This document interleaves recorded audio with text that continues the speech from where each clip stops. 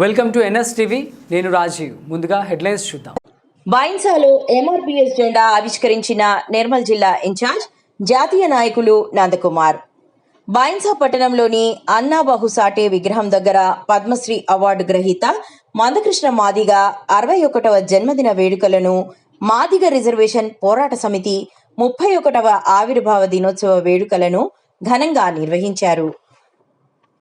ఇక్కడికి విచ్చేసినటువంటి ఎంఆర్పిఎస్ నాయకులకు, బడుగు బలహీన వర్గాల ప్రజలకు, సామాన్యులకు, అధికారులకు, అనాధికారులకు అందరికీ కూడా నమస్కారములు.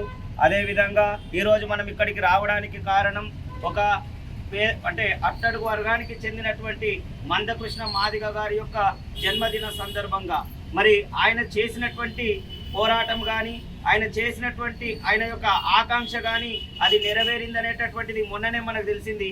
ఏబిసిడి వర్గీకరణ గత 30 సంవత్సరాల నుంచి ఎంఆర్పిఎస్ మాదిగ రిజర్వేషన్ పోరాట సమితి అనేటువంటిది ఒక ప్రకాశం జిల్లాలో ఉన్నటువంటి ఒక మారుమూల గ్రామంలో కేవలం 20 మంది యువకులతో ఈ యొక్క ఎంఆర్పిఎస్ అనేటువంటి వ్యవస్థను స్థాపించి తను అనుకున్నటువంటి లక్ష్యాన్ని, వర్గీకరణను ఛేదించడం జరిగింది.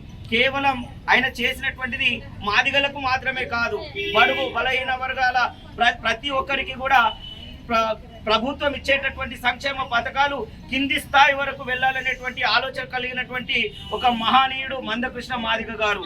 జాంబావంతుడి వంశస్థుడు. మరి ఈరోజు ఆ మందకృష్ణ మాదిగ గారు ఆయన చేసినటువంటి ఉదాహరణకు చూసుకున్నట్టయితే వితంతువులు కానీ, వృద్ధులకు కానీ, హృద్రోగ రోగులకు కానీ ఇవన్నీ పేదలు డబ్బులు ఎక్కడికి వెళ్ళి పెట్టాలా అనేటటువంటిది ప్రభుత్వాలకు సూచన ఇచ్చి వాళ్లకు ఉచితంగా చూడాలనేటటువంటి ఆలోచన ఇచ్చినటువంటి వాడు మందకృష్ణ మాదిగ గారని నేను గర్వంగా చెప్పుకుంటున్నాను.